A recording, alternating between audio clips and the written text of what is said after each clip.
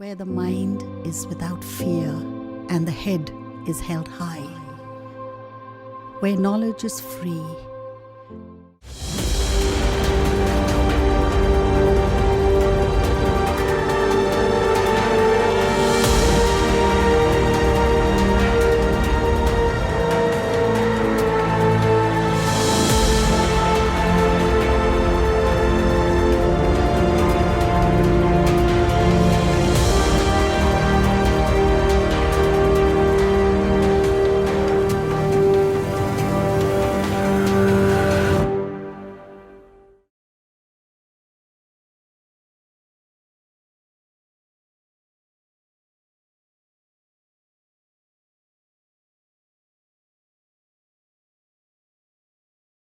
নমস্কার, আমি Poushali Basak, Malda Mohdipur girls high স্কুলের ভূগোলের শিক্ষিকা।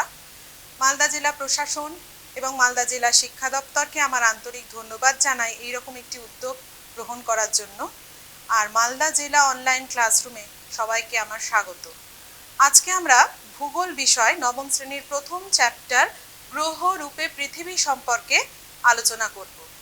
তো গ্রহরূপে পৃথিবী এই নামটা হলো কেন? আচ্ছা দেখো, পৃথিবী একটা গ্রহ এবং সেই গ্রহে কিন্তু আমরা বসবাস করি। এই পৃথিবী হচ্ছে সৌরজগতের অন্তর্গত একটা ছোট্ট গ্রহ। পৃথিবীতে থাকি বলে পৃথিবীকে আমরা বিশাল বলে মনে করে নিই, কিন্তু যদি আমরা মহাশূন্যের পরিপ্রেক্ষিতে দেখি সেক্ষেত্রে দেখতে পাবো পৃথিবী সহ অসংখ্য গ্রহ, উপগ্রহ, নক্ষত্র আমাদের চারপাশে ঘুরে বেড়াচ্ছে, মহাশূন্যের বিশ্ব ব্রহ্মাণ্ডের চারপাশে ঘুরে বেড়াচ্ছে এবং তারা একটা নির্দিষ্ট দূরত্ব নিজেদের মধ্যে মেনটেন করছে, নিজেদের মধ্যে একটা অদ্ভুত আকর্ষণ তাদের মধ্যে কাজ করছে। তারা প্রতিনিয়ত চেষ্টা করছে একে অপরকে ছোঁয়ার, কিন্তু ছুঁতে পারছে না। পৃথিবীও সৌরজগতের অন্তর্গত এইরকমই একটি ছোট্ট গ্রহ। মহাশূন্যে কিন্তু সৌরজগৎ যেমন আমাদের রয়েছে সেই রকম অসংখ্য নক্ষত্র জগৎ রয়েছে এবং তাদের প্রত্যেকেরই এইরকম পৃথিবীর মতো অসংখ্য গ্রহ উপগ্রহ আছে। তাহলে পৃথিবী কি এই যে বিশাল মহাশূন্য, তার পরিপ্রেক্ষিতে খুবই ক্ষুদ্র একটা গ্রহ, সেই গ্রহরূপে পৃথিবী সম্পর্কে আজকে আমরা আলোচনা করব। তোমরা নবম শ্রেণীতে উঠে পড়েছো, তোমাদের কিন্তু এই পৃথিবীকে বর্তমানে জানতে হবে, চিনতে হবে।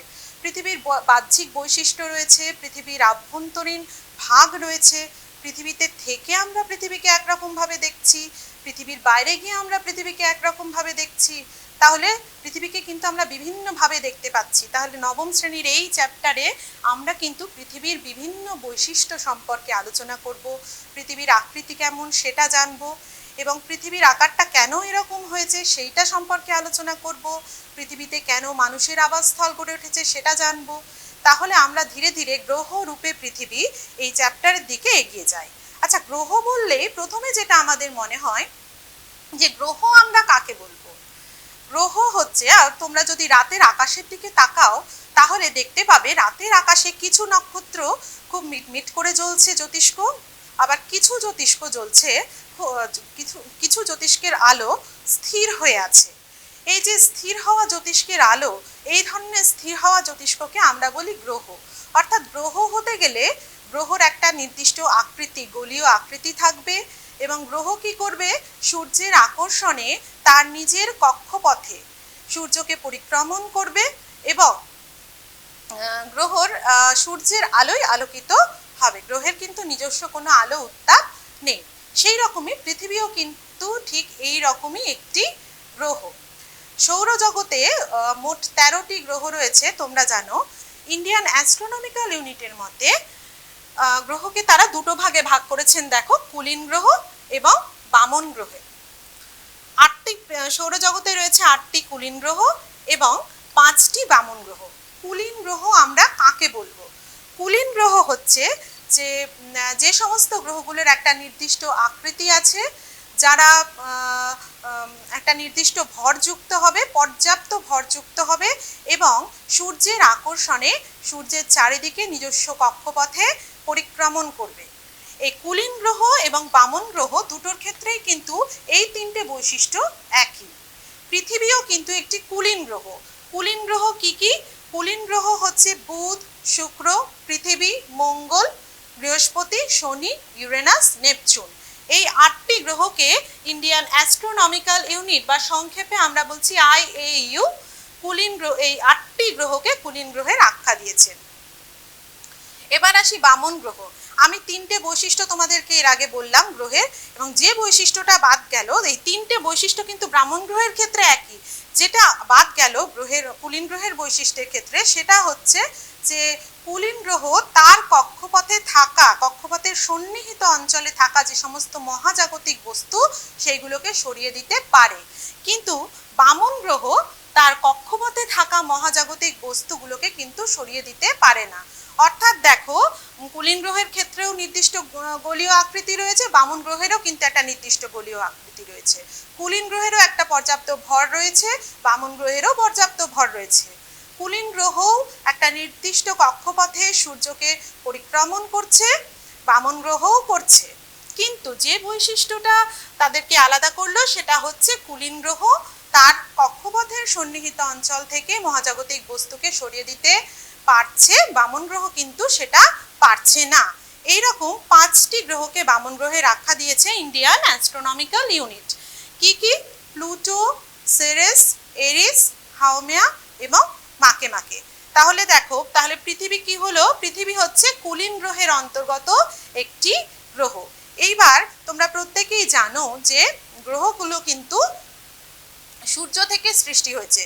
এবার তারা কি করছে? সূর্যের আকর্ষণেই সূর্যের চারিদিকে ঘুরছে। এইরকম সূর্যের আকর্ষণের ভিত্তিতে গ্রহগুলোকে দুটো ভাগে ভাগ করা হয়েছে। একটা হচ্ছে অন্তস্থ গ্রহ এবং একটা হচ্ছে বহিস্থ গ্রহ। কাকে বলবো আমরা অন্তস্থ গ্রহ? অন্তস্থ গ্রহ হচ্ছে যে সূর্যের যে আকর্ষণ বল তার আভ্যন্তরীণ সীমা পর্যন্ত যে সমস্ত গ্রহগুলো রয়েছে তাদেরকে আমরা বলি অন্তস্থ গ্রহ।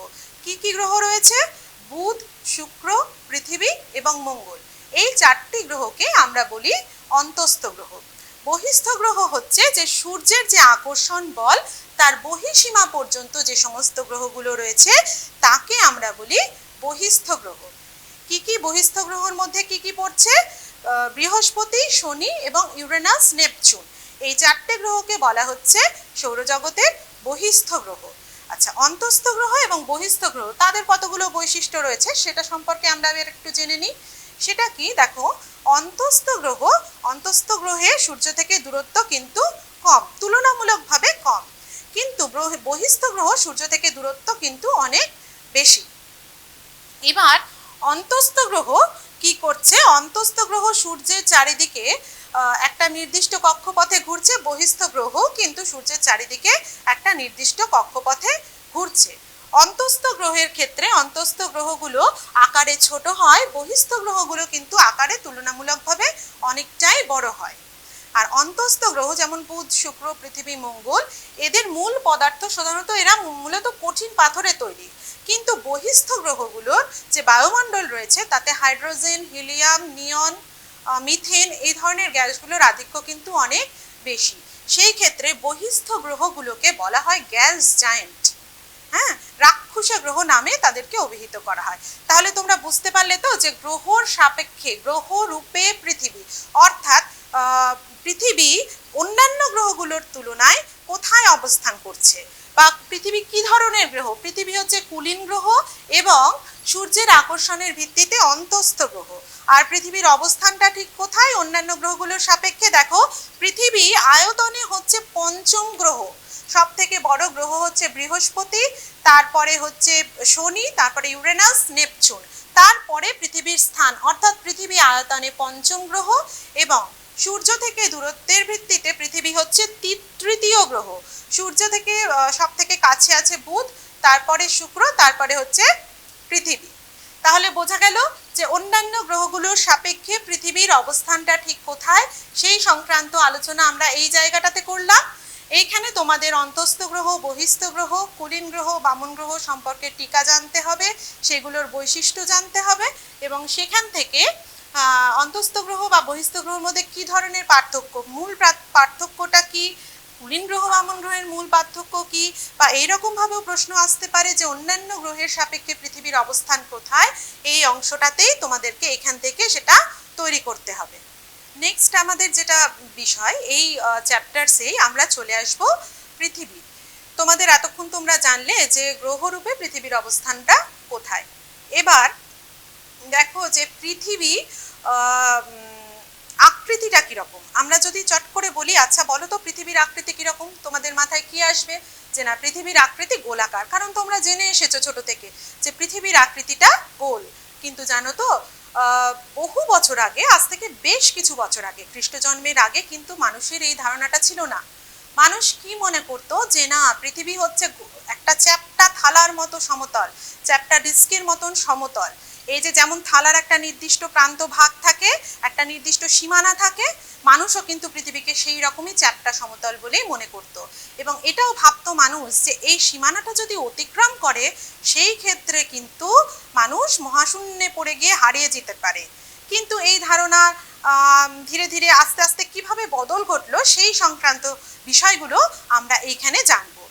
মোটামুটি ধরো খ্রিস্ট জন্মের 800 বছর আগে ভূমধ্যসাগরীয় মিশরীয় অঞ্চলের মানুষ তারা কিন্তু মনে করত পৃথিবী গোলাকার।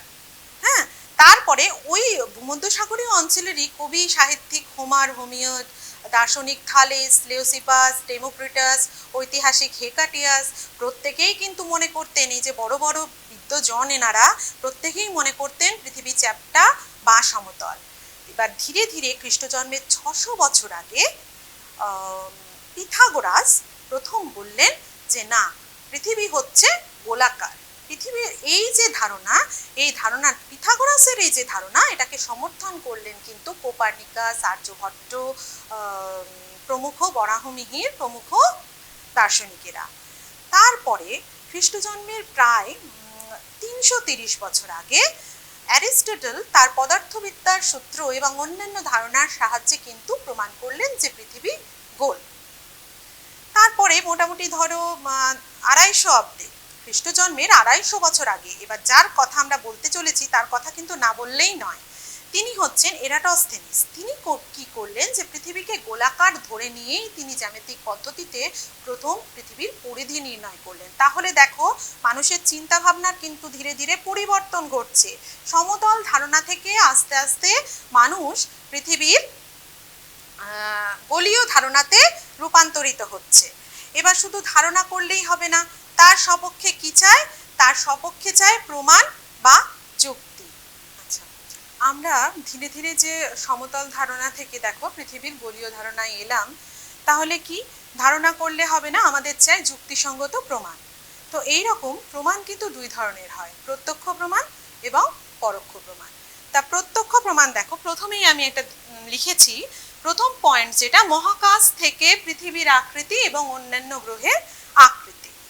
তো মহাকাশে তো গেছেন মহাকাশচারীরা বা যাদেরকে আমরা নভশ্চর বলি, তারা মহাকাশে গিয়ে সেখান থেকে কিন্তু পৃথিবীকে দেখেছেন এবং তাদের অভিজ্ঞতা আমাদেরকে জানিয়েছেন এবং তারা বলেছেন যে মহাকাশ থেকে কিন্তু পৃথিবীকে তারা গোল রূপেই দেখেছেন। এবং স্যাটেলাইটের মাধ্যমে বা কৃত্রিম উপগ্রহের মাধ্যমে তারা যে ছবি পাঠিয়েছেন মহাকাশ থেকে, সেটাও দেখা গেছে যে পৃথিবী গোলাকার রূপ রয়েছে সেই ছবিতে।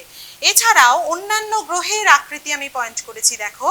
সেই ক্ষেত্রে আমরা যদি পৃথিবীতে বসে দূরবীক্ষণ যন্ত্রের সাহায্যে অন্যান্য গ্রহকে দেখি, অর্থাৎ পৃথিবী থেকে বসে যখন আমরা অন্যান্য গ্রহকে দূরবীক্ষণ যন্ত্রের সাহায্যে দেখছি, সেক্ষেত্রে দেখছি সূর্য থেকে সৃষ্ট অন্যান্য গ্রহগুলোর আকৃতি গোল। অতএব পৃথিবীর আকৃতিও নিশ্চয়ই গোল। হ্যাঁ, এই ধারণা প্রমাণ করে যে পৃথিবী গোলাকার। দ্বিতীয় আমি যেটা বলেছি দেখো, চন্দ্রগ্রহণের সময় পৃথিবীর ছায়া। আমরা জানি যে চাঁদের উপর যখন পৃথিবীর ছায়া পড়ে তখন চন্দ্রগ্রহণ হয়। এই যে যারা চন্দ্রগ্রহণ দেখেছো তাহারা হয়তো খেয়াল করে দেখবে যে চন্দ্রগ্রহণের সময় পৃথিবীর যে ছায়াটা পড়ে চাঁদের উপর, সেটা অনেকটা বৃত্তচাপের ন্যায়, বাঁকা বৃত্তচাপের মতন দেখতে। তাহলে কেন ওই রকম? না, পৃথিবীর আকৃতি যদি গোলাকার হতো, কোনো গোল বস্তুর ছায়ায় তো গোলাকার হয়, সেই ক্ষেত্রে পৃথিবীর আকৃতি গোলাকার বলেই চাঁদের উপর যে পৃথিবীর পড়া ছায়া সেটা বৃত্তচাপের ন্যায়। তো সেই ধারণাটাও কিন্তু প্রমাণ করছে পৃথিবীর আকৃতি গোল। নেক্সট যে পয়েন্টটা আছে দেখো, নাবিকদের পৃথিবী পরিক্রমণ। তো নাবিকদের পৃথিবী পরিক্রমণ, এই পয়েন্টটাতে নাবিক কারা? যারা জাহাজে করে প্রদক্ষিণ করেন তাদেরকে আমরা বলি নাবিক। তো নাবিকেরা কি করে এই ক্ষেত্রে কি প্রমাণ দিয়েছেন, যে ধরো কেউ জাহাজে করে পৃথিবীটাকে প্রদক্ষিণ করার জন্য যাচ্ছে, সেই ক্ষেত্রে তিনি যদি দিক পরিবর্তন না করে পূর্ব পশ্চিম উত্তর দক্ষিণ যে দিকেই তিনি যান না কেন, কোনো রকম দিক পরিবর্তন না করে যদি তিনি গোটা পৃথিবীটা ঘুরে আসেন, সেই ক্ষেত্রে দেখা যাবে যে একটা নির্দিষ্ট সময় পরে তিনি যেখান থেকে যাত্রা শুরু করেছিলেন আবার সেই স্থলেই ফিরে এসেছেন। একটু ছবির মাধ্যমে আমি বলি, ধরো এইটা আমাদের পৃথিবী। এইবারে কোনো নাবিক এইখান থেকে তার জাহাজ নিয়ে শুরু করলেন যাত্রা করতে। দেখো তিনি পশ্চিম দিক হয়ে যাত্রা শুরু করেছেন। এইভাবে যদি তিনি ঘুরে আসেন, তিনি কিন্তু ক্রমাগত এই যে ঘুরে আসছেন, সেই ক্ষেত্রে দেখো তিনি কিন্তু আবার যাত্রা স্থলেই ফিরে এলেন। হ্যাঁ, তো এই রকমই একটি পরীক্ষা করেছিলেন পর্তুগিজ নাবিক ফার্দিনান্দ ম্যাগেলান। তিনি কি করেছিলেন, 1911 সালে তিনি তার ভিক্টোরিয়া নামক জাহাজে চেপে স্পেন থেকে যাত্রা শুরু করেছিলেন এবং কোনো রকম দিক পরিবর্তন না করে বেশ কিছু সময় পর তিনি আবার তার যাত্রাস্থল অর্থাৎ স্পেনেই ফিরে এসেছিলেন। তাতে বোঝা গেল পৃথিবী গোলাকার বলেই এইটা ঘটলো। পৃথিবী যদি সমতল হতো, সমতল হলে কিন্তু আবার তারা পুনরায় যাত্রাস্থলে ফিরে আসতে পারতেন না। তাহলে এটা প্রমাণ করছে যে পৃথিবী গোল। নেক্সট যেটা পয়েন্ট দেখো, দিগন্ত রেখার বিস্তৃতি। কাকে বলি আমরা দিগন্ত রেখা? তুমি যদি একটা খোলা মাঠে দাঁড়াও, সেই ক্ষেত্রে দেখতে পাবে যে একটু দূরে যদি তাকাও, দেখতে পাবে যে যেন মনে হচ্ছে আকাশ এবং মাটি একটা রেখায় মিলে গেছে। হ্যাঁ, সেই রেখাটাকে আমরা বলি দিগন্ত রেখা। এবং সেটাকে কিরকম দেখতে লাগে, মনে হয় না যে অনেকটা গোলাকার? যে আকাশ মাটির যে মিলন স্থল, সেই জায়গাটাকে অনেকটা গোলাকার মনে হয়, এইটাকে বলি আমরা দিগন্ত রেখা। এবং যেহেতু পৃথিবী গোলাকার, সেই জন্যই কিন্তু দিগন্ত রেখাকে গোলাকার দেখায়। এবং জানো তো, দিগন্ত রেখার বিস্তৃতি কিন্তু তুমি যদি পৃথিবী থেকে বেশ কিছুটা ওপরে ওঠো, পৃথিবীর বাইরে যাও, হয়তো হেলিকপ্টার বা এরোপ্লেনে করে তুমি একটু ওপরে উঠলে, সেই ক্ষেত্রে দেখবে তুমি আরো বেশি জায়গা জুড়ে পৃথিবীর ওই দিগন্ত রেখাটাকে দেখতে পাচ্ছ। অর্থাৎ যত উপরে ওঠা যায় তত দিগন্ত রেখার বিস্তৃতি কিন্তু বাড়তে থাকে। আমরা চার্টে এই ব্যাপারটা একটুখানি দেখে নিই। দেখো, আমরা ভূপৃষ্ঠ থেকে যদি একটু উপরে উঠে যাই, তাহলে দেখো এতটা জায়গাকে কিন্তু আমরা পৃথিবীর দেখতে পাচ্ছি। আবার যদি আরেকটু উপরে উঠে যাই, সেই ক্ষেত্রে দেখো আমরা কিন্তু আরেকটু বেশি জায়গাকে দেখতে পাচ্ছি। তাহলে কি, যে দিগন্ত রেখা মানে পৃথিবী থেকে যত আমরা উপরে যাব ততই তার পরিধি কিন্তু বৃদ্ধি পাবে। এটা গোলাকার বলেই সম্ভব। যদি পৃথিবী সমতল হতো, সেই ক্ষেত্রে কিন্তু আমরা দিগন্ত রেখার এই যে বিস্তৃতি দেখতে পেতাম না। নেক্সট হচ্ছে ধ্রুব তারার উন্নতিকোণ, যে পয়েন্টটা প্রমাণ করছে যে পৃথিবী গোলাকার। ধ্রুব তারাকে আমরা কোন গোলার্ধে দেখতে পাই? ধ্রুব তারাকে আমরা উত্তর গোলার্ধে দেখতে পাই। উত্তর গোলার্ধে নিরক্ষরেখার সাপেক্ষে ধ্রুব তারার উন্নতি কোণ দেখো 0 ডিগ্রি। এই যে পৃথিবীর মাঝখান দিয়ে গেছে নিরক্ষরেখা, তার সাপেক্ষে ধ্রুব তারার উন্নতি কোণ 0 ডিগ্রি। আমরা 0 ডিগ্রি কোণে ধ্রুব তারাকে দেখতে পাচ্ছি। কিন্তু আমরা যদি নিরক্ষরেখা থেকে ক্রমশ মেরুর দিকে এগোতে শুরু করি, তাহলে দেখব অক্ষাংশ অনুযায়ী ধ্রুবতারার উন্নতি কোণের মান কিন্তু পরিবর্তিত হচ্ছে। সেই ক্ষেত্রে দেখো 45 ডিগ্রি উত্তর অক্ষাংশে আমরা ধ্রুবতারাকে ঠিক এই জায়গাটাতে দেখতে পাচ্ছি। নেক্সট ধীরে ধীরে আমরা দেখতে পাবো যে সুমেরু বৃত্তে অর্থাৎ মেরুতে আমরা ধ্রুবতারাকে 90 ডিগ্রি উন্নতি কোণে দেখতে পাচ্ছি। তাহলে এই যে ধ্রুবতারার উন্নতি কোণের পরিবর্তন, সেটা কিন্তু পৃথিবীর গোলকত্বের একটা বড় প্রমাণ। পৃথিবী যদি সমতল হতো, তাহলে ধ্রুবতারার উন্নতি কোণের এই পরিবর্তনটা ঘটতো না। নেক্সট হচ্ছে গোলীয় পৃষ্ঠে জাহাজের অবস্থান। যে পয়েন্টটায় আমরা যাব, যে গোলীয় পৃষ্ঠে জাহাজের অবস্থান।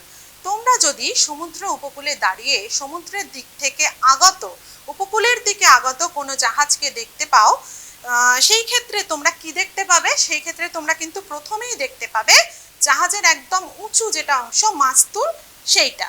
তারপরে তোমরা জাহাজের মাঝের অংশ অর্থাৎ জাহাজের ডেককে দেখতে পাবে। তারপরে দেখতে পাবে তোমরা সমগ্র জাহাজটিকে।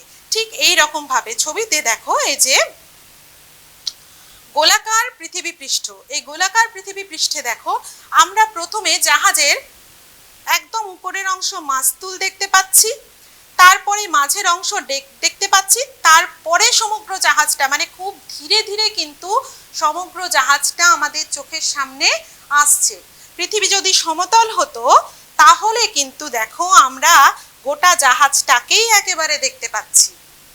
তাহলে কি এই যে ব্যাপারটা, এটা প্রমাণ করছে যে আমরা ধীরে ধীরে জাহাজটাকে দেখতে পাচ্ছি, আমাদের চোখের সামনে খুব ধীরে ধীরে আসছে, সেই ব্যাপারটা কিন্তু প্রমাণ করছে যে পৃথিবী গোলাকার। নেক্সট যে পয়েন্ট, সেই পয়েন্টটা হচ্ছে যে সব সময় পৃথিবীতে কিন্তু সব সময় সূর্যোদয় বা সূর্যাস্ত সব স্থানে একই সাথে ঘটে না। কেন না, আমরা দেখতে পাই যে পৃথিবীর যে সমস্ত স্থানগুলো পূর্ব দিকে অবস্থিত সেইখানে সূর্যোদয় আগে হয়, এবং যে সমস্ত স্থানগুলো পৃথিবীর পশ্চিমে অবস্থিত সেখানে সূর্যোদয় পরে হচ্ছে। কেন এই জিনিসটা কেন হয়? পৃথিবী যদি সমতল হতো তাহলে কিন্তু সূর্যোদয় এবং সূর্যাস্ত সব জায়গাতে একইভাবে পড়তো, কিন্তু সেটা হয় না। পৃথিবী পৃষ্ঠ গোলাকার বলে এবং পৃথিবী পশ্চিম থেকে পূর্ব দিকে আবর্তন করছে বলে পৃথিবীর যে পূর্ব দিকের স্থানসমূহ সেখানে সূর্যোদয় আগে হচ্ছে, এবং যেটা পশ্চিম দিকের স্থান সেখানে কিন্তু সূর্যোদয় অনেক পরে হচ্ছে। একটা উদাহরণ দিলে বুঝতে পারবে যে আমাদের দেশে, ভারতবর্ষ, তার একদম পূর্ব প্রান্তে অবস্থিত অরুণাচল প্রদেশ, সেখানে কিন্তু ভারতের প্রথম সূর্যোদয় হয়। তারপরে একদম পশ্চিম প্রান্তে অবস্থিত গুজরাটে কিন্তু অরুণাচল প্রদেশের থেকে বেশ খানিকটা পরে সূর্যোদয় ও সূর্যাস্ত হয়ে থাকে। তাহলে এই ব্যাপারটাও প্রমাণ করছে যে পৃথিবী নিশ্চয়ই গোলাকার, না হলে সমতল হলে কিন্তু পৃথিবীতে সব জায়গাতেই সূর্যোদয় এবং সূর্যাস্ত একই সময়ে হতো। আরেকটা যে পয়েন্টে আমরা আসবো সেটা হচ্ছে বেডফোর্ড খালের পরীক্ষা।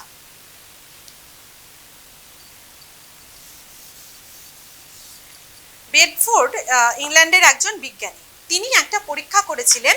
তিনি ইংল্যান্ডের বেডফোর্ড খালের উপর একটা পরীক্ষা করেন। তিনি 3টে দণ্ডকে সম উচ্চতার দণ্ড,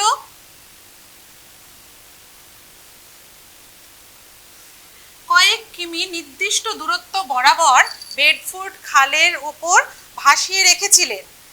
পরবর্তীকালে তিনি যখন উপকূলের প্রান্তভাগ থেকে দেখলেন, তখন তিনি দেখতে পেলেন যে মাঝের দণ্ডটা তার কিন্তু একটু উঁচু বলে মনে হলো।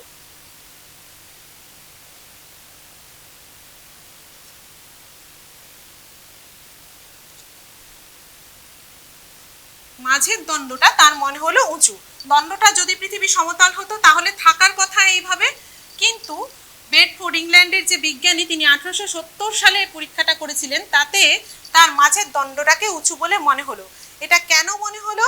না, পৃথিবী গোলাকার বলেই কিন্তু বিজ্ঞানীর মনে হলো যে মাঝের দণ্ডটা একটু উঁচু হয়ে আছে। সমতল হলে 3টে দণ্ডই কিন্তু একই উচ্চতায় থাকার কথা ছিল। তাহলে দেখো, আমরা এই যে গোলীয় আকৃতি ধীরে ধীরে কি, প্রথমে বললাম পৃথিবী চ্যাপ্টা সমতল, তারপরে ধারণা এলাম পৃথিবী গোল, তারপরে আমরা গোলীয় আকৃতির সপক্ষে বেশ কতগুলো প্রমাণ সম্পর্কে জানলাম। একটা হচ্ছে মহাকাশ থেকে পৃথিবীর আকৃতি এবং অন্যান্য গ্রহের আকৃতি, দ্বিতীয় প্রমাণ চন্দ্রগ্রহণের সময় পৃথিবীর ছায়া, থার্ড হচ্ছে নাবিকদের পৃথিবী পরিক্রমণ, ফোর্থ দিগন্ত রেখার বিস্তৃতি, ফিফথ হচ্ছে ধ্রুবতারার উন্নতিকোণ, সিক্সথ হচ্ছে গোলীয় পৃষ্ঠে জাহাজের অবস্থান, সেভেন্থ হচ্ছে বেডফোর্ড খালের পরীক্ষা। আর একটা আমি মুখে বললাম কিন্তু বোর্ডে লেখা নেই, যে পৃথিবীতে সব জায়গায় সব স্থানে সূর্যোদয় সূর্যাস্ত এক সময় হয় না।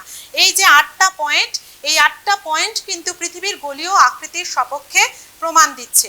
তোমাদের এই যে টপিকের জায়গাটা আমি পড়ালাম, এইখান থেকেই কিন্তু তোমাদের একটা বড় প্রশ্ন, 5 নম্বরের প্রশ্ন আসবে, যেটা হচ্ছে পৃথিবীর গোলীয় আকৃতির সপক্ষে প্রমাণ। তোমাদের কিন্তু এই পয়েন্টগুলো চিত্র সহ খুব ভালো করে ব্যাখ্যা করতে হবে।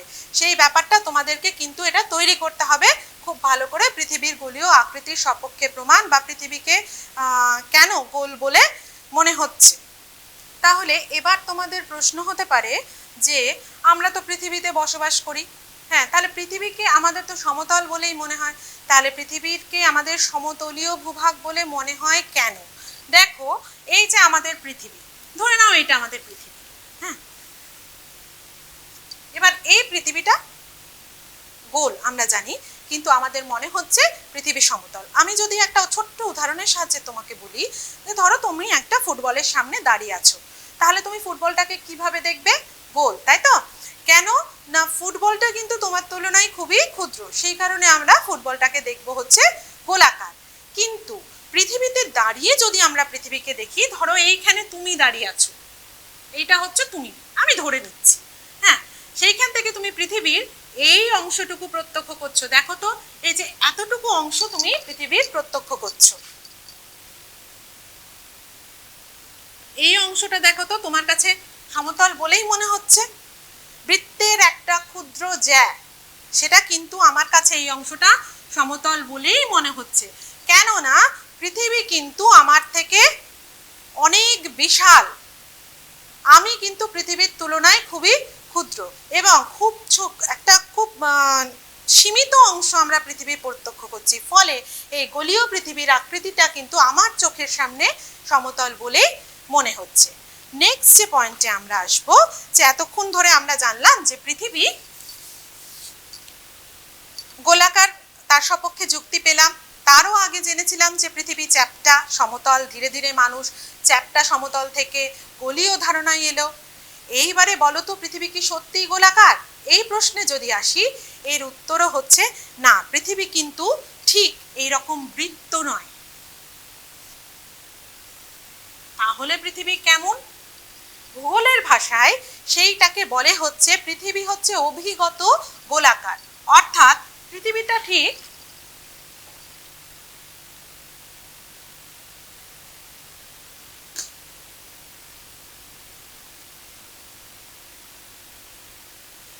এইরকম। কাকে বলি আমরা অভিগত গোলক?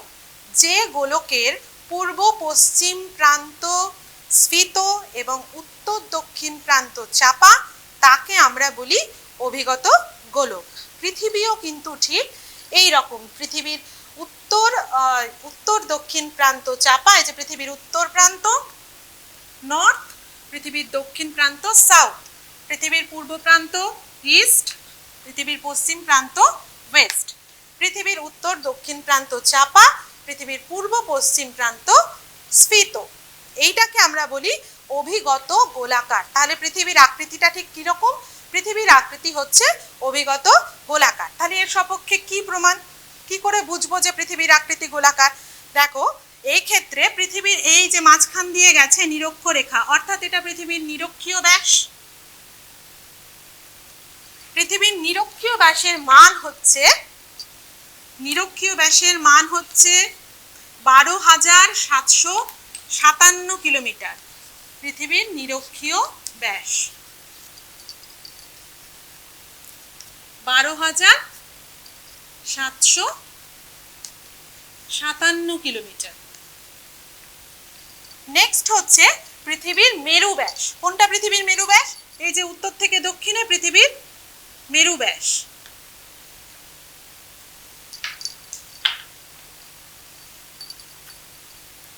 পৃথিবীর মেরু ব্যাস হচ্ছে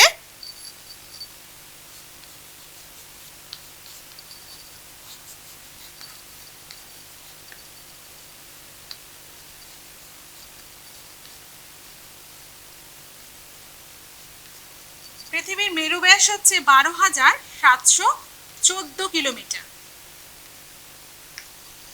দেখো, দুটো ব্যাসের মধ্যে কিন্তু 43 কিলোমিটারের পার্থক্য রয়েছে।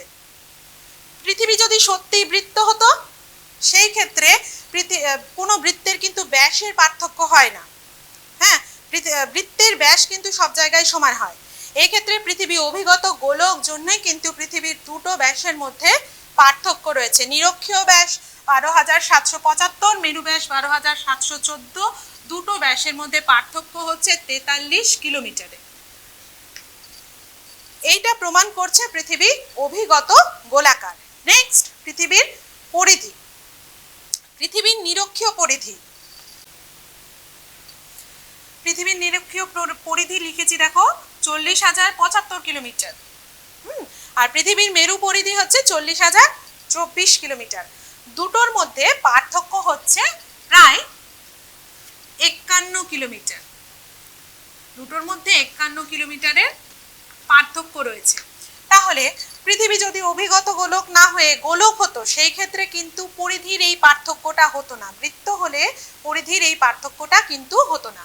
পৃথিবী অভিগত গোলক হওয়ার জন্যেই কিন্তু এই পার্থক্যটা হয়েছে।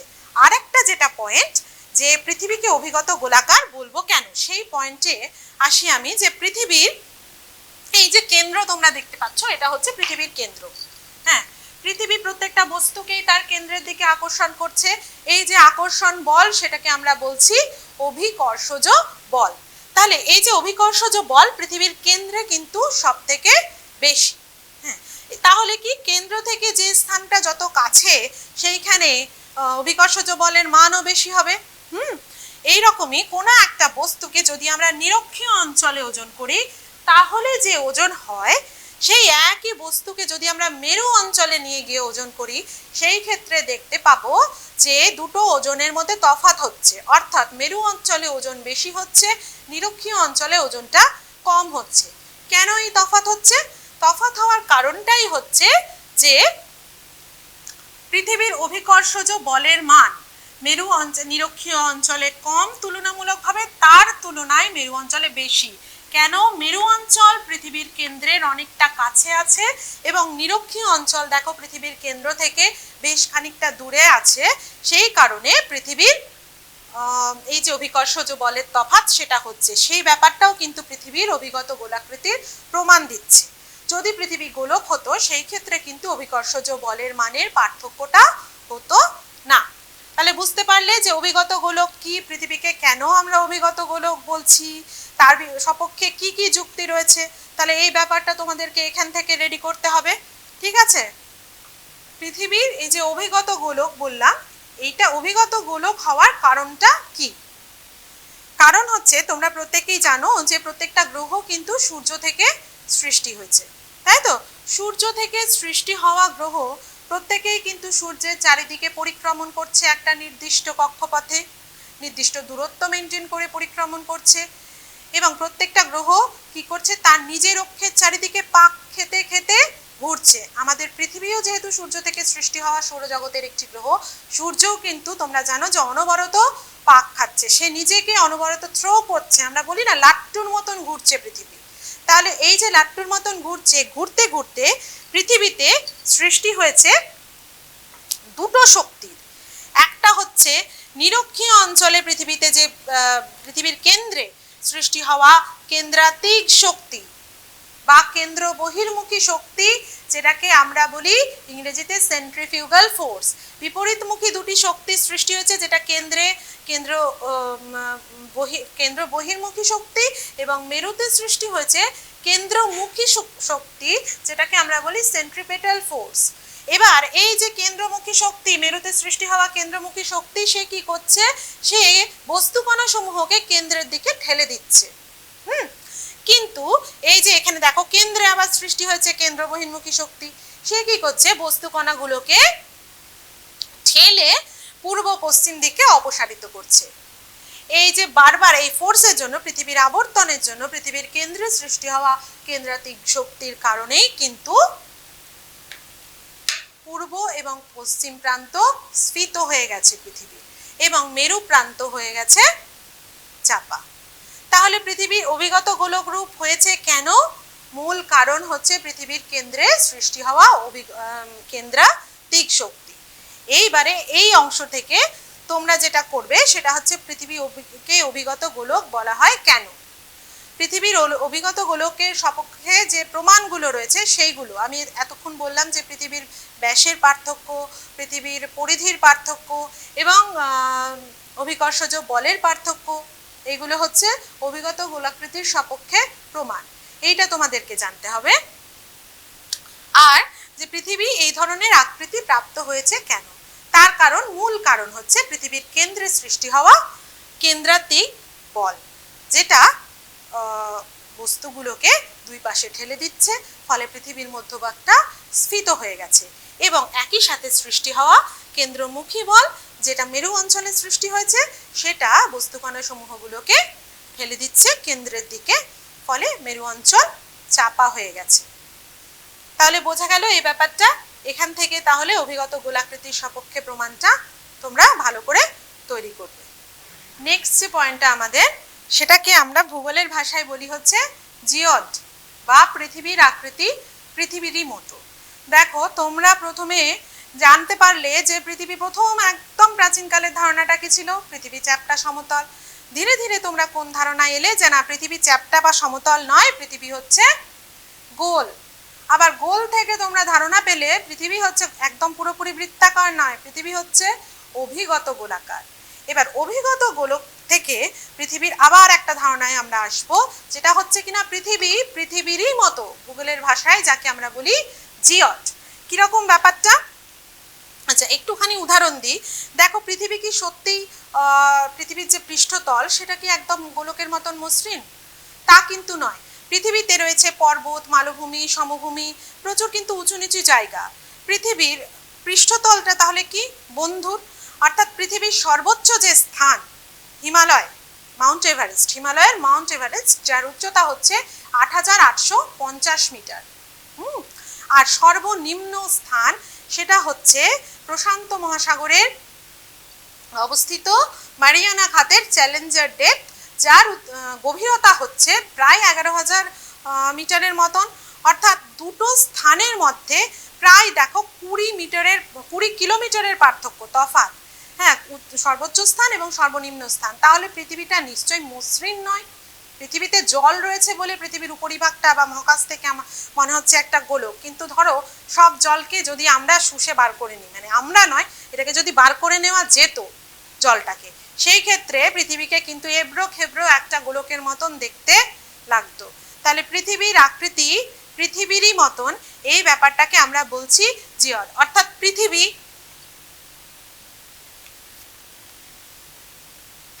এটাও নয়, আবার পৃথিবী এটাও নয়। তাহলে পৃথিবী কেমন? একটু আমরা চার্টে দেখে নিই যে পৃথিবী কেমন। তাহলে পৃথিবী কি বললাম? না গোল, না অভিগত গোল। তাহলে পৃথিবী ঠিক কিরকম?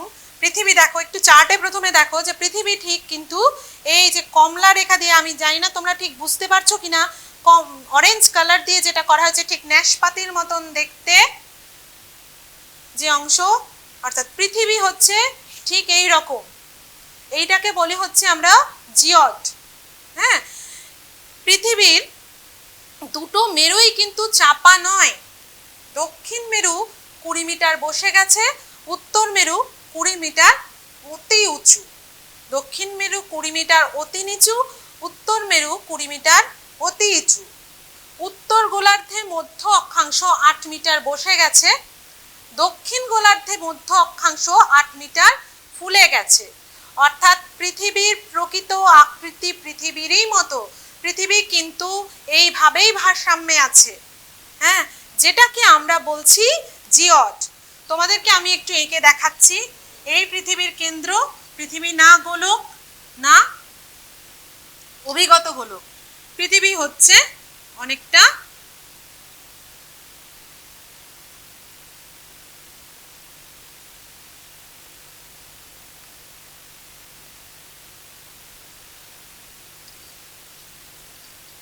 এই রকম। অর্থাৎ পৃথিবীর আকৃতিকে কিন্তু আমরা কোনো কিছুর সাথেই তুলনা করতে পারি না। তাই বলি যে পৃথিবীর আকৃতি পৃথিবীরই মতো। দেখো, এখানেও তোমরা দেখতে পাচ্ছ যে পৃথিবীর দক্ষিণ মেরু কিছুটা বসা, উত্তর মেরু কিন্তু আবার উঁচু। মধ্য অক্ষাংশের উত্তর গোলার্ধের মধ্য অক্ষাংশ দেখো চেপে গেছে, দক্ষিণ গোলার্ধের মধ্য অক্ষাংশ স্ফীত হয়ে গেছে। এইরকম একটা আকৃতি রয়েছে পৃথিবীর। তাই বলা হয় পৃথিবীর আকৃতি পৃথিবীরই মতো। অর্থাৎ পৃথিবী হচ্ছে ভূগোলের ভাষায় পৃথিবীর আকৃতিকে আমরা বলি জিওড। এটাকে কিন্তু আমরা কোনো কিছুর সাথেই পৃথিবীকে তুলনা করতে পারি না। এরপরে নেক্সট যে টপিকে আমরা আসব সেটা হচ্ছে পৃথিবীর পরিধি ও ক্ষেত্রফল নির্ণয়। সেইটা কিভাবে করব সেইটা এবার আমি তোমাদেরকে দেখাচ্ছি। পৃথিবীর পরিধি অর্থাৎ এই অংশটার মান, এই অংশটার মান আমরা বার করব। হ্যাঁ, এরাটোস্থেনিস কিন্তু প্রায় খ্রিস্টজন্মের ২৫০ বছর আগে, আমি আগেই বললাম, প্রথম কিন্তু পৃথিবীর পরিধি নির্ণয় করার চেষ্টা করেছিলেন। এবং তিনি করেছিলেন বলেই কিন্তু আজকে আমরা পৃথিবীর ম্যাথমেটিক্যালি পৃথিবীর পরিধি নির্ণয় করতে পেরেছি। এরাটোস্থেনিস যদি চেষ্টাটাই না করতেন তাহলে হয়তো আমরা এই পরিধি নির্ণয়ের কথাটা ভাবতামই না।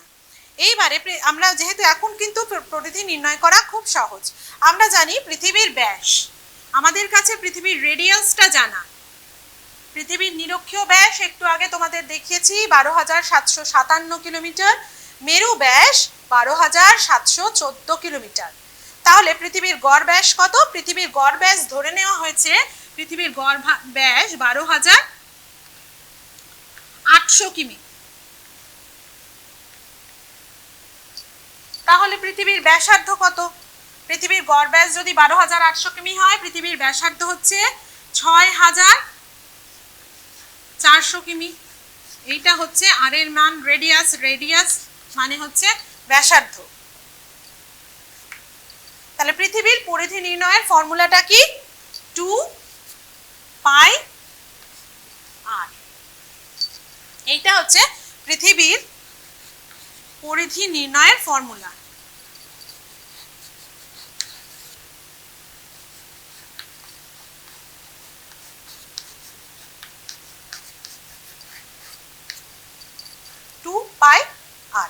তাহলে 2 ইন্টু পায়ের মান তোমরা জানো 22 ডিভাইডেড বাই 7 ইন্টু আর, অর্থাৎ এই রেডিয়াসটা।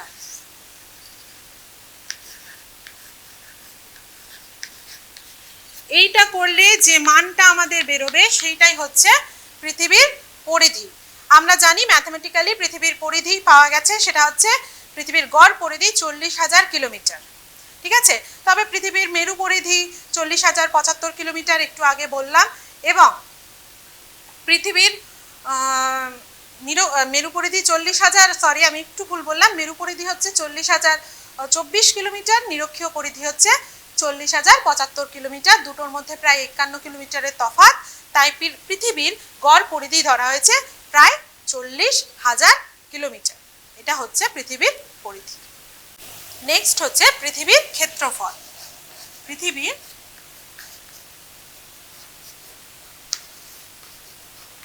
ক্ষেত্রফল।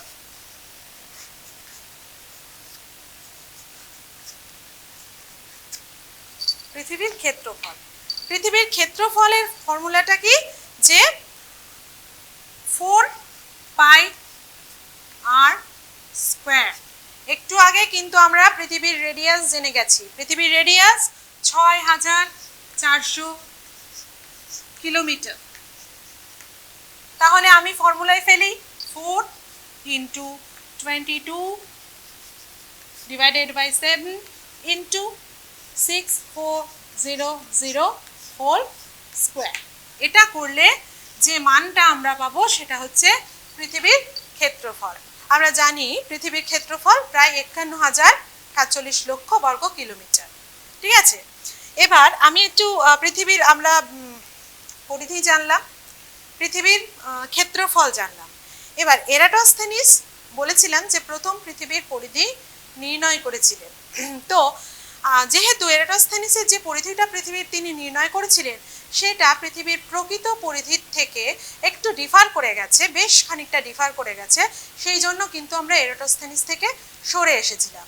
কিন্তু তোমাদের বইয়ে এরাটোস্থেনিস কিভাবে পৃথিবীর পরিধি নির্ণয় করেছিলেন সেটা কিন্তু দেখানো হয়েছে। তাহলে আমি সেই জায়গাটাতে একটু চলে যাচ্ছি। এরাটোস্থেনিস কি করেছিলেন? এরাটোস্থেনিস কিন্তু পৃথিবীর পরিধি নির্ণয়ের জন্য সূর্যরশ্মির মধ্যাহ্নে সূর্যরশ্মির পতন কোণের পার্থক্যের ভিত্তিতে পৃথিবীর পরিধি নির্ণয়ের চেষ্টা করেছিলেন। সেই সূত্রে এরাটোস্থেনিস কি করলেন? উত্তর গোলার্ধে দুটো জায়গাকে তিনি নির্বাচন করলেন। একটা হচ্ছে সিয়েন, আর আরেকটা হচ্ছে আলেকজান্দ্রিয়া।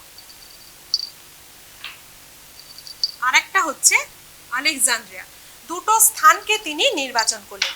সিয়েন এই স্থানটা সিএন, সিএন এই স্থানটা নয়, সিএন হচ্ছে কর্কটক্রান্তি রেখার উপরে অবস্থিত, সেই জন্য আমি এই স্থানটা বলে ফেললাম।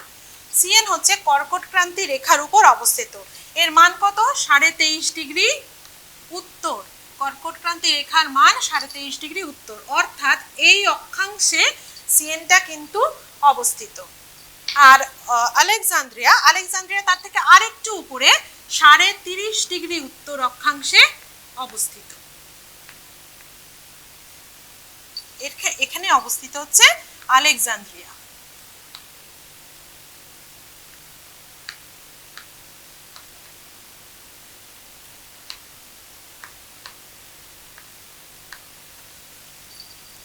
এরাটোস্থেনিস কি করলেন? তিনি এই যে দুটো জায়গা উত্তর গোলার্ধের, এই দুটো জায়গার যে সূর্যরশ্মির পতন কোণ তার পার্থক্যকে কিন্তু বার করলেন। কিভাবে? পরীক্ষাটা তিনি কবে করলেন? তিনি পরীক্ষাটা করলেন হচ্ছে 21শে জুন তারিখে। যে তারিখে, এই তারিখে কিন্তু তিনি পরীক্ষাটা করলেন, যে তারিখে সূর্যরশ্মি কর্কটক্রান্তি রেখার উপরে লম্বভাবে কিরণ দেয়। ফলে আচ্ছা, তার আগে আমি একটু অক্ষাংশটা দেখিয়ে দিই। অক্ষাংশটা দেখো, অক্ষাংশ যে কোনো স্থান তার নিরক্ষীয় তলের সাপেক্ষে যে কোণটা উৎপন্ন করেছে, অর্থাৎ এটা হচ্ছে সিএন এর অক্ষাংশ, আর এটা হচ্ছে 23.5 ডিগ্রি নর্থ, এটা হচ্ছে আলেকজান্দ্রিয়ার অক্ষাংশ। এবার এরাটোস্থেনিস যে পরীক্ষাটা করলেন 21শে জুন তারিখে, সেদিন তিনি দেখতে পেলেন যে 23.5 ডিগ্রি উত্তর অক্ষাংশে সূর্যরশ্মির লম্ব কিরণ পড়লো। ফলে সূর্যরশ্মি কি করলো? এখানে লম্বভাবে কিরণ দিল, সূর্যের কিরণটা এখানে পড়লো লম্বভাবে, অর্থাৎ 90 ডিগ্রি অ্যাঙ্গেলে কিন্তু এখানে সূর্য কিরণটা পড়লো। এবার আলেকজান্দ্রিয়াতেও যদি 90 ডিগ্রি অ্যাঙ্গেলে সূর্য কিরণটা পড়তো, সেই ক্ষেত্রে কি হতো? এইভাবে পড়ার কথা ছিল। আলেকজান্দ্রিয়াতেও কিন্তু 90 ডিগ্রি অ্যাঙ্গেলে পড়লে এইভাবে পড়ার কথা ছিল, কিন্তু সেটা না হয়ে সূর্যরশ্মির পতন কোণ একটু ডিফার করে গেল। 82 ডিগ্রি 48 মিনিট এই অ্যাঙ্গেলে কিন্তু আলেকজান্দ্রিয়াতে সূর্যরশ্মিটা পড়লো।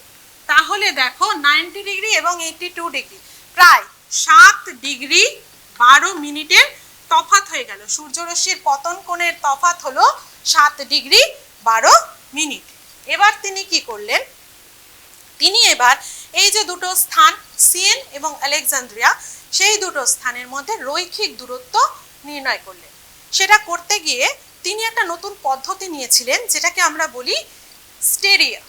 এই স্টেরিয়া কিন্তু দূরত্বের একক হিসেবে ব্যবহৃত হয়েছে। তিনি রৈখিক পদ্ধতিতে দুটো স্থানের মধ্যে যে দূরত্বটা নির্ণয় করলেন, সেই ক্ষেত্রে দেখা গেল এই দুটি স্থানের মধ্যে দূরত্ব হলো 5000 স্টেরিয়া। এবার তিনি জ্যামিতিক পদ্ধতিতে পৃথিবীর পরিধি নির্ণয় করলেন। কি রকম? যে পৃথিবীর কেন্দ্রে কোণের পরিমাণ কত? পৃথিবীর কেন্দ্রে কোণের পরিমাণ, টোটাল কোণের পরিমাণ হচ্ছে 360 ডিগ্রি।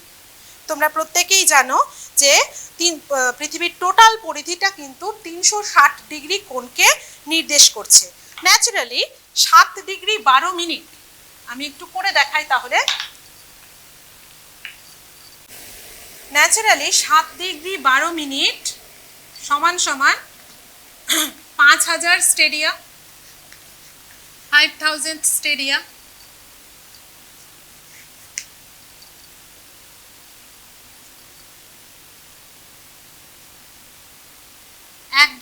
এক ডিগ্রি সমান সমান 5000 ডিভাইডেড বাই 7 ডিগ্রি 12 মিনিট স্টেরিয়া। 360 ডিগ্রি, যেটা বললাম যে পৃথিবীর পরিধি কিন্তু 360 ডিগ্রি কোণকে নির্দেশ করছে। 360 ডিগ্রি সমান সমান 5000 divided by 7 degree 12 minute into 360 degree স্টেরিয়া। এটা করলে আমরা যে মানটা পাবো, সেই মানটা পাবো 250,000 স্টেরিয়া। আমরা জানি স্টেডিয়া সমান সমান 0.185 kilometre. 1 stadium is equal to 0.185 কিমি। ঠিক আছে, এবার তাহলে 250,000 250,000, হ্যাঁ, স্টেডিয়া সমান সমান 250,000 ইন্টু 1.185, এটা কিলোমিটারে মানটা প্রকাশ পেল। তাহলে এটা করতে গিয়ে যেটা আমরা পেলাম মানটা হচ্ছে 46,250 কিলোমিটার পৃথিবীর পরিধি। এরাটোস্থেনিস নির্মিত পৃথিবীর পরিধি, এরাটোস্থেনিস পৃথিবীর যে পরিধিটা নির্ণীত পৃথিবীর পরিধি 46,250 কিলোমিটার। এই যে পরিধিটা পৃথিবীর যে বর্তমান পরিধি, ম্যাথমেটিক্যালি যে পরিধিটা রয়েছে তার থেকে কিন্তু অনেকটা ডিফার করে গেছে। পৃথিবীর বর্তমান পরিধি হচ্ছে 40,000 কিলোমিটার।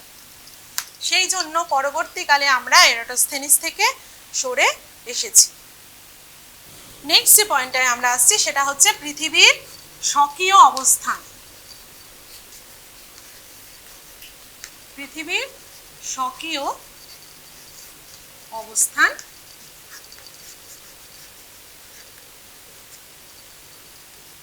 ও মানুষের আবাসস্থল রূপে পৃথিবী।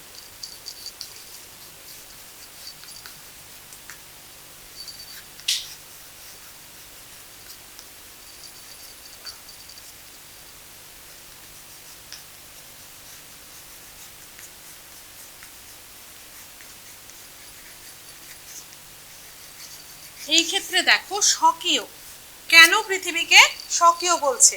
সৌরজগতের যে 13টি গ্রহ রয়েছে তার মধ্যে কিন্তু পৃথিবী অন্যতম। তার মূল কারণ কি? পৃথিবীতে জীবের উৎপত্তি, অর্থাৎ পৃথিবীতে প্রাণের উৎপত্তি ঘটেছে। আমরা বসবাস করছি পৃথিবীতে।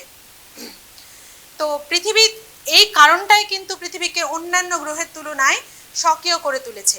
এছাড়া আরেকটি ব্যাপার সেটা হচ্ছে আর এখনো পর্যন্ত কিন্তু আর কোনো গ্রহতে প্রাণের সম্ভাবনা পাওয়া যায়নি, কিন্তু পৃথিবীতে প্রাণের উদ্ভব হয়েছে। আর একটি ব্যাপার সেটা হচ্ছে পৃথিবীতে জলের উপস্থিতি। এই দুটি কারণ কিন্তু পৃথিবীকে অন্যান্য গ্রহের থেকে আলাদা করেছে। এবং পৃথিবীতে প্রায় 4/3 জল, অর্থাৎ 70% জলভাগ। তাই মহাকাশ থেকে পৃথিবীকে দেখতে লাগে নীলাভ, সেজন্য পৃথিবীকে নীল গ্রহ বলা হয়ে থাকে। মানুষের আবাসস্থল রূপে পৃথিবী, এই যে বললাম যে পৃথিবীতে জলের উপস্থিতি এবং মানুষের উপস্থিতির জন্য পৃথিবী একটা স্বকীয় অবস্থান রয়েছে।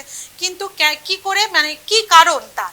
প্রথমেই হচ্ছে যে পৃথিবী হচ্ছে সূর্য থেকে এমন একটা দূরত্বে অবস্থান করছে যে দূরত্বটাকে আমরা বলছি কাম্য দূরত্ব।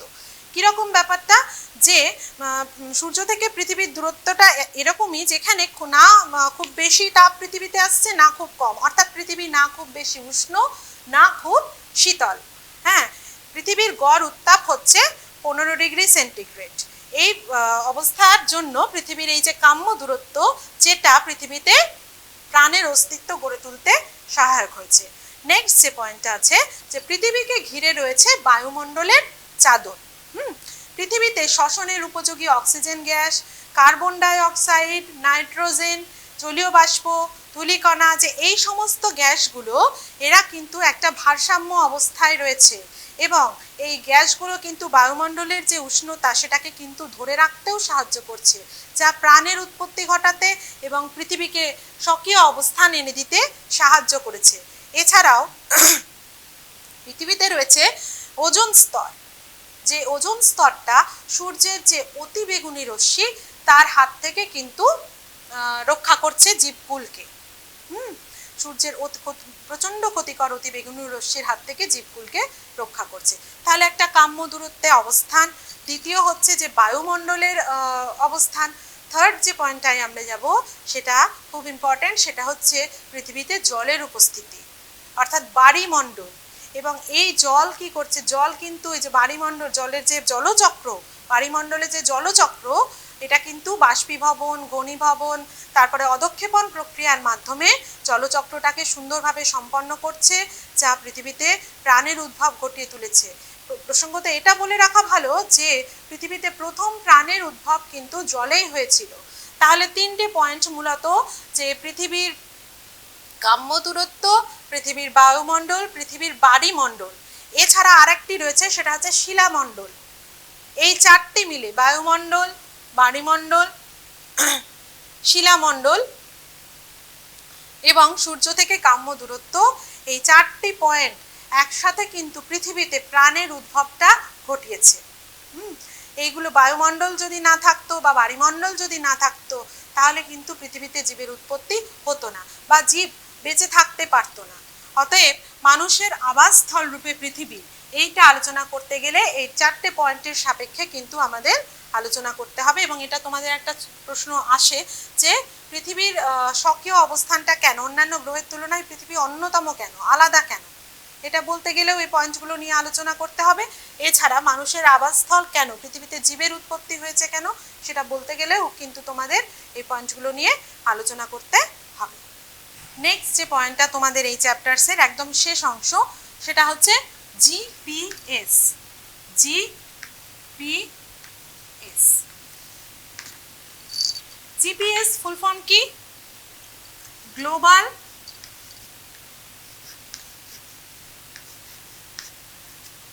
পজিশনিং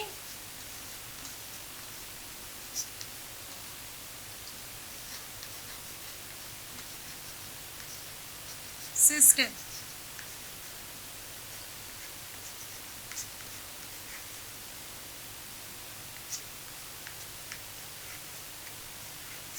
গ্লোবাল পজিশনিং সিস্টেম কি এটা? জিপিএস ব্যাপারটা কি? যে জিপিএস হচ্ছে স্যাটেলাইট নিয়ন্ত্রিত একটা রেডিও নেভিগেশন পদ্ধতি, যেখানে মহাকাশে প্রেরিত কৃত্রিম উপগ্রহের সাহায্যে পৃথিবীর কোনো স্থানের অবস্থান নির্ণয় করার যে পদ্ধতি, সেইটাকে আমরা বলি জিপিএস। ঠিক আছে, তাহলে এবার জিপিএসটা কিভাবে রয়েছে মহাকাশে? মোটামুটি ধরো 1970-এর দশকে আমেরিকার যে সামরিক ব্যবস্থা তাকে ঢেলে সাজানোর উদ্দেশ্যে কিন্তু জিপিএস ব্যবস্থাটা চালু করা হয়েছিল। পরবর্তীকালে সেটা রাশিয়াতে গ্লোনাস, ইউরোপে গ্যালিলিও, তোমার চীনে ভেইডাও, এভাবে কিন্তু এখানে মানে এই সমস্ত দেশগুলোতেও জিপিএস ব্যবস্থা চালু করার চেষ্টা করা হয়েছে। এবং একদম প্রথমে যখন চালু করা হয়েছিল তখন তার নাম ছিল Navstar, navigation system with time and ranging. এবার 1995 সালে আমেরিকার প্রতিরক্ষা দপ্তর ভূপৃষ্ঠ থেকে 20,200 কিলোমিটার উচ্চতায় কি করলো? 24টা উপগ্রহকে কিন্তু 6টা কক্ষপথে প্রতিস্থাপন করলো।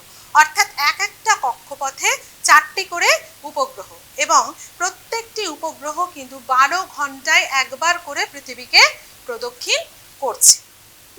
ফলে পৃথিবীর যে কোনো স্থান, মোটামুটি যে কোনো প্রান্ত আর কি 8টা উপগ্রহের নজরে থাকছে, সব সময় 8টা উপগ্রহের নজরে থাকছে।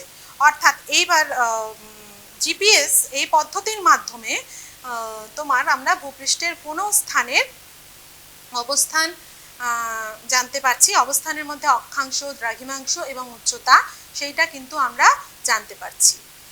জিপিএস কি করছে? যে মহাকাশে যে জিপিএস স্যাটেলাইট রয়েছে সেখান থেকে ভূপৃষ্ঠে অবস্থিত যে জিপিএস রিসিভার, সেখানে একটা সিগন্যাল পাঠানো হচ্ছে এবং সঙ্গে সঙ্গে কোনো একটি স্থানের অক্ষাংশ, দ্রাঘিমাংশ এবং উচ্চতা সেখানে ফুটে উঠছে।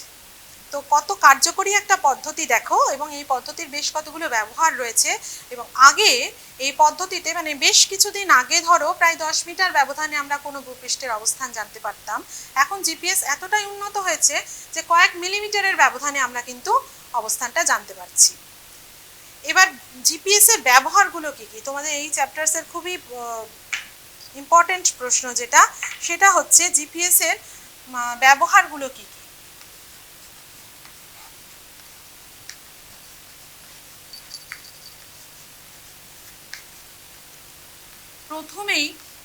প্রথম যে ব্যবহার সেটা হচ্ছে জিপিএস এর মাধ্যমে আমরা কোনো স্থানের অবস্থান জানতে পারছি। অবস্থানের মধ্যে পড়ছে সেই স্থানের অক্ষাংশ, দ্রাঘিমাংশ এবং উচ্চতা।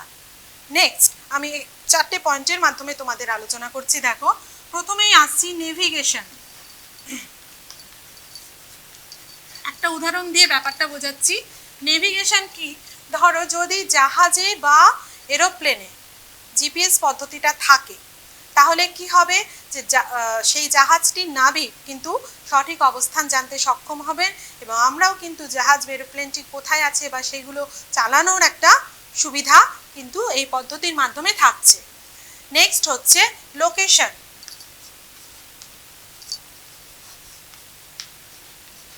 এখানেও একটা উদাহরণ দিয়ে বোঝাচ্ছি যে ধরো তোমাদের মোটর গাড়ি বা মোটর সাইকেলে জিপিএস রয়েছে, সেই ক্ষেত্রে সেই জিপিএস কি করছে, হেল্প করছে তোমাদেরকে অজানা গন্তব্যস্থলে পৌঁছে দিতে এবং পথে যদি কোনো বাধা বা বিপদ থাকে বা কোথায় সেই বাধা বিপদটা আছে সেটা জানতেও কিন্তু জিপিএস তোমাকে সাহায্য করছে। Next timing. টাইমিং ব্যাপারটাও একটা উদাহরণের সাহায্যে বলছি। টাইমিং হচ্ছে ধরো ট্রেনে জিপিএস রয়েছে, সেই ক্ষেত্রে কি হচ্ছে যে ট্রেনে যদি জিপিএস থাকে সেই ক্ষেত্রে ট্রেনটা কোথায় আছে বা সঠিক সময়ে ছাড়লো কিনা, সে যে জায়গা থেকে ছাড়ার কথা ছিল ট্রেনটা সেটা সঠিক সময়ে ছেড়েছে কিনা, বর্তমানে কোথায় আছে, ট্রেন কোথাও দাঁড়িয়ে আছে কিনা, সেই সমস্ত ব্যাপারগুলো কিন্তু আমরা ট্রেনে যদি জিপিএস ব্যবস্থা কার্যকর করা থাকে আমরা কিন্তু জানতে পারছি। আর খুবই ইম্পর্টেন্ট সেটা হচ্ছে ট্র্যাকিং।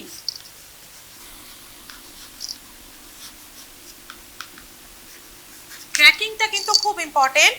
কীরকম দেখো, ধরো অপরাধীদের চিহ্নিত করতে হবে তাদের মোবাইল ফোনের সূত্র ধরে। আজকাল বিভিন্ন ইলেকট্রনিক গ্যাজেট মোবাইল ফোনে কিন্তু জিপিএস ব্যবস্থা কার্যকর থাকছে। তাহলে অপরাধীদের মোবাইল ফোনে যদি জিপিএস ব্যবস্থা কার্যকর থাকে আমরা কিন্তু খুব সহজেই তাদেরকে ট্র্যাক করতে পারছি। বা ডিজাস্টার ম্যানেজমেন্টের ক্ষেত্রে অর্থাৎ কোনো দুর্ঘটনা স্থল চিহ্নিতকরণের ক্ষেত্রে, হ্যাঁ সেই ক্ষেত্রে কিন্তু জিপিএস ব্যবস্থাটা খুব তাড়াতাড়ি দুর্ঘটনাস্থলটাকে ট্র্যাক করতে পারছে, সেখানে দ্রুত উদ্ধার কার্য চালাতে পারছে, ত্রাণ সাহায্য পাঠাতে পারছে। যার এই জিপিএস ব্যবস্থা কিন্তু এই 4টে পয়েন্টে খুব ভালো যদি কার্যকর করা থাকে বিভিন্ন ইলেকট্রনিক গ্যাজেটগুলোতে তাহলে কিন্তু খুব ভালো করে কাজ করছে। এই যে জিপিএস এর ব্যবহার আমি তোমাদের 4টে পয়েন্টের সাপেক্ষে আলোচনা করলাম, তোমাদের বইতে দেখবে বেশ পয়েন্ট করে করে আলাদা করে করে দেওয়া আছে। তোমরা এই জিপিএস এর ব্যবহার খুব ভালো করে তৈরি করবে, এটা কিন্তু এই চ্যাপ্টার্সের একটা উল্লেখযোগ্য প্রশ্ন। তাহলে আমরা প্রথম থেকে কি কি পড়লাম একটু জাস্ট জিস্ট করে বলে দিই। প্রথমেই আমরা জানলাম হচ্ছে যে পৃথিবীর সমতল ছিল, সেই ধারণা থেকে আমরা এলাম পৃথিবীর গোলীয় ধারণায় এবং পৃথিবীর গোলীয় ধারণার সপক্ষে যে প্রমাণ সেটা আমরা জানলাম। নেক্সট পয়েন্ট পৃথিবীর অভিগত গোলাকৃতি এবং অভিগত গোলাকৃতির রূপটা পৃথিবীর কেন হয়েছে বা অভিগত গোলাকৃতির সপক্ষে যে প্রমাণগুলো সেটা সম্পর্কে জানলাম। পৃথিবীতে একদম ফার্স্টেই আমরা পড়েছিলাম যে অন্যান্য গ্রহের সাপেক্ষে পৃথিবীর যে অবস্থান সেই পয়েন্টটা আমরা জানতে পারলাম। বামন গ্রহ, পুলিন গ্রহ, অন্তস্থ গ্রহ, বহিস্থ গ্রহ এদের তুলনা সম্পর্কে জানলাম। নেক্সট হচ্ছে কেন পৃথিবীতে মানুষের আবাসস্থল গড়ে উঠেছে এবং পৃথিবী অন্যতম গ্রহ কেন সেই সম্পর্কে জানলাম। নেক্সট সেটা হচ্ছে জিপিএস ব্যবস্থা, সে সম্পর্কেও কিন্তু আমরা জানলাম। তার সাথে আমরা শিখলাম হচ্ছে কিভাবে আমরা পরিধি নির্ণয় করব পৃথিবীর, কিভাবে আমরা ক্ষেত্রফল নির্ণয় করব এবং এরাটোস্থেনিস কিভাবে পৃথিবীর পরিধি নির্ণয় করেছিলেন। এইগুলো হচ্ছে এই চ্যাপ্টার্সের জিস্ট একটা। এই চ্যাপ্টার্স থেকে এই সমস্ত জিনিসগুলো কিন্তু খুবই ইম্পর্টেন্ট। এছাড়াও এই চ্যাপ্টার্সের কিছু কিছু প্রশ্ন আমি তোমাদের বলে দিচ্ছি। সেটা হচ্ছে যে প্রথম প্রশ্ন, বড় প্রশ্নের মধ্যে একদম, যে পৃথিবীর গোলীয় আকৃতির সপক্ষে প্রমাণ দাও, এটা একটা বড় প্রশ্ন। 3 নম্বরের প্রশ্নের মধ্যে পড়ছে জিপিএস এর 3টি ব্যবহার লেখো, অভিগত গোলক কাকে বলে, পৃথিবীকে কেন অভিগত গোলক বলা হয়েছে। আরেকটা 5 নম্বরের প্রশ্নের জন্য যে পৃথিবীতে কেন প্রাণের উদ্ভব হয়েছে, কেন প্রাণের আবাসস্থল রূপে পৃথিবী গড়ে উঠেছে। এছাড়াও তোমার 3 নম্বরের প্রশ্ন আরও রয়েছে যে জিওড কি। প্রত্যেকটা ভূগোলের প্রত্যেকটা প্রশ্নকে কিন্তু তোমাদের চিত্র সহ ভালো করে আলোচনা করবে, ভালো করে লিখবে এবং ভালো করে তৈরি করার চেষ্টা করবে। আজ আমি এখানেই শেষ করছি। নমস্কার।